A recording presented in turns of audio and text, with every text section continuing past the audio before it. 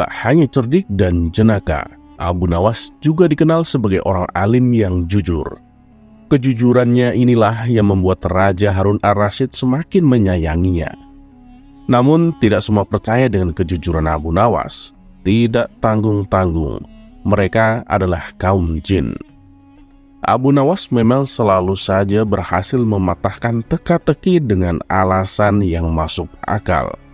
Sepak terjangnya yang demikian itulah membuat penasaran kaum jin dan ingin mengujinya. Para jin akhirnya sepakat untuk menguji Abu Nawas, apakah benar-benar jujur atau tidak. Apakah Abu Nawas lulus dalam uji kejujuran itu? Berikut kisahnya. Keseharian Abu Nawas dalam menafkahi keluarganya adalah bekerja sebagai tukang kayu. Setiap pagi Abu Nawas rajin ke hutan untuk menebang kayu dengan kapak andalannya. Lalu kayu tersebut dijualnya ke pasar dan uangnya untuk menafkahi keluarganya. Suatu ketika saat Abu Nawas dalam perjalanan menuju hutan, kapak yang biasa dibawanya terjatuh ke dalam jurang. Tanpa kapaknya, otomatis ia tidak bisa bekerja seperti biasanya. Karena kapak itu adalah satu-satunya peralatan yang ia punya. Kejadian tersebut lantas membuat Abu Nawas bersedih hati. Ia pun lalu memutuskan untuk pulang. Dalam perasaan yang sangat sedih itu, tiba-tiba di tengah perjalanan datanglah jin yang menyamar sebagai seorang laki-laki tua berbaju putih. Jin itu datang dan menggoda Abu Nawas yang kondisinya sedang labil. "Hei Abu Nawas, kenapa kamu kelihatan bersedih?" tanya jin itu. "Iya kek, kapak saya satu-satunya telah jatuh ke jurang. Kalau begini bagaimana saya bisa bekerja?" jawab Abu Nawas dengan nada sedih. "Oh begitu, tenang, saya akan bantu mengembalikannya untukmu," kata jin itu kembali. Tak berapa lama kemudian sang jin pun turun ke bawah jurang. Ternyata jin tersebut memiliki keinginan untuk menguji kejujuran Abu Nawas yang sering didengarnya. Terbesit di benak jin untuk memberikan kapak yang lain yang terbuat dari emas. Apa reaksi Abu Nawas nantinya? "Hei Abu Nawas, apakah ini kapakmu?" tanya jin itu. "Bukan, kapak saya jelek kok," jawab Abu Nawas. Jin itu kembali turun ke jurang dan kali ini ia memperlihatkan kapak yang gagangnya berlapiskan mutiara dan intan kepada Abu Nawas. "Apakah ini kapakmu, wahai Abu Nawas?" tanya jin itu kembali. Bukan itu kapak saya. Kapak saya sudah jelek kok," tegas Abu Nawas.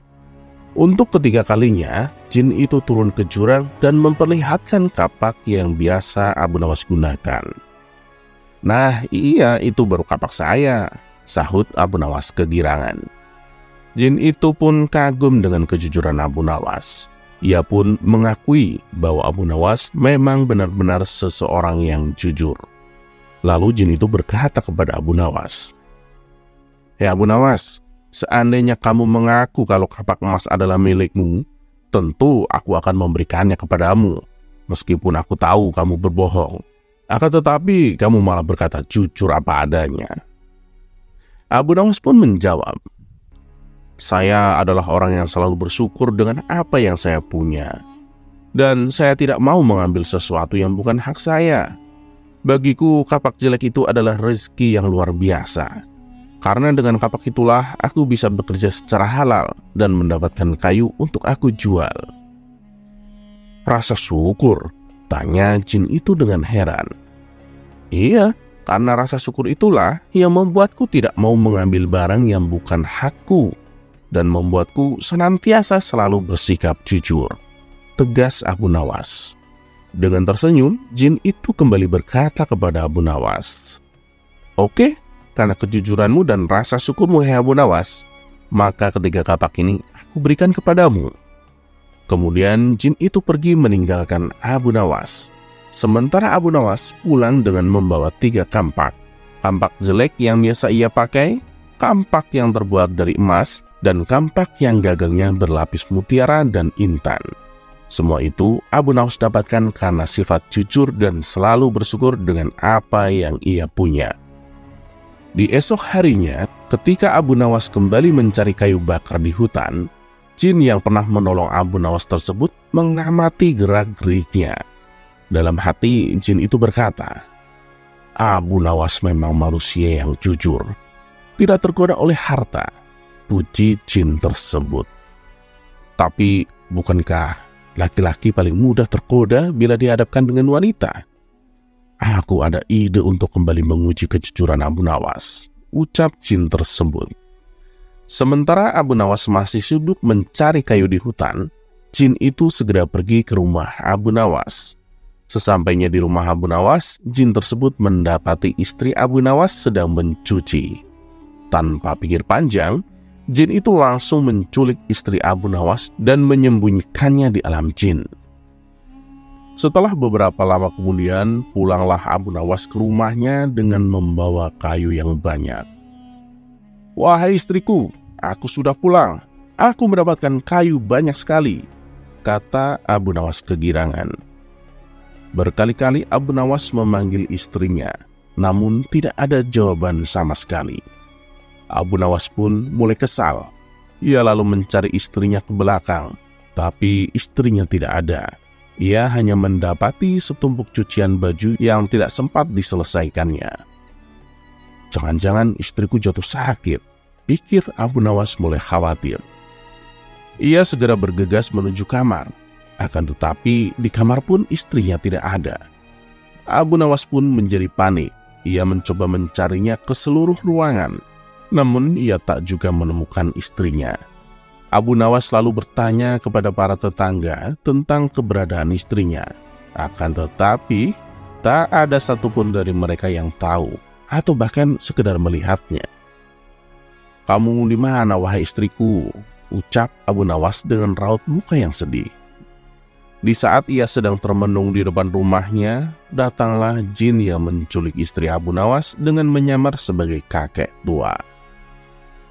Hei Abu Nawas, kenapa kamu terlihat murung? Tanya kakek tua itu. Istriku hilang, kek, dan aku tidak tahu di mana, jawab Abu Nawas. Oh begitu, aku bisa membantumu. Aku bisa mengembalikan istrimu, kata kakek tua itu kepada Abu Nawas.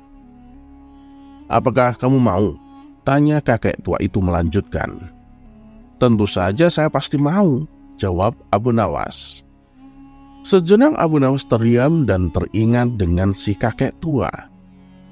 Bukankah orang ini kakek tua sakti yang tempo hari menolongku mengembalikan kapak hilang? Hilangnya istriku pasti perbuatan kakek tua ini. Ia ingin mengujiku lagi, pikir Abu Nawas. Hei Abu Nawas, mau ditolong kok malah melamun. Ayo cepetan ikut aku, ajak kakek tua itu. Abu Nawas pun berjalan mengikuti kakek tua tersebut. Setelah sampai di tempat yang sepi, kakek tua itu berkata kepada Abu Nawas, kamu tunggu di sini dulu, aku akan pergi sebentar. Tak lama berselang, kakek itu kembali bersama seorang wanita cantik jelita laksana putri kerajaan. Ya Abu Nawas, apakah ini istrimu? Tanya kakek tua itu. Abu Nawas memandangi wanita itu dari ujung rambut sampai ujung kaki. Iya benar, itu istriku, jawab Abu Nawas singkat. Mendengar jawaban Abu Nawas, jin yang menyamar menjadi kakek tua tampak marah. Kamu bohong Abu Nawas, aku tahu kalau ini bukan istrimu. Kali ini kamu tidak jujur hanya gara-gara wanita. Dasar kamu buaya darat, ucap kakek tua itu penuh emosi. Tenang dulu kek, jangan emosi begitu. Sebenarnya aku tahu itu memang bukanlah istriku. Tapi kakek ingat kan tempo hari ketika kakek membantuku mengembalikan kapak? Nah dari itulah, kalau aku menjawab bukan, pasti kakek akan kembali dengan wanita kedua yang lebih cantik dari wanita pertama. Dan bila aku menolaknya lagi, barulah kakek akan membawakan istriku yang sebenarnya. Setelah aku mengakuinya, lalu kakek pasti akan menghadiahkan kedua wanita cantik itu kepadaku. Kemudian aku pulang dengan 3 wanita yang menjadi istriku. Kakek kan tahu sendiri, kerjaanku adalah penebang kayu di hutan. Pinggangku sering sakit. dan tidak mungkin kuat jika harus melayani ketiga istriku. Karena itulah aku cepat-cepat mengaku wanita itu adalah istriku, ujar Abu Nawas menjelaskan. Kakek tua itu pun langsung tertawa terpingkal-pingkal mendengar alasan Abu Nawas. Baiklah, aku kembalikan istrimu. Ternyata kamu bukan hanya jujur, tapi juga cerdik, Abu Nawas. Jin yang menyamar menjadi kakek tua tersebut kemudian menghilang.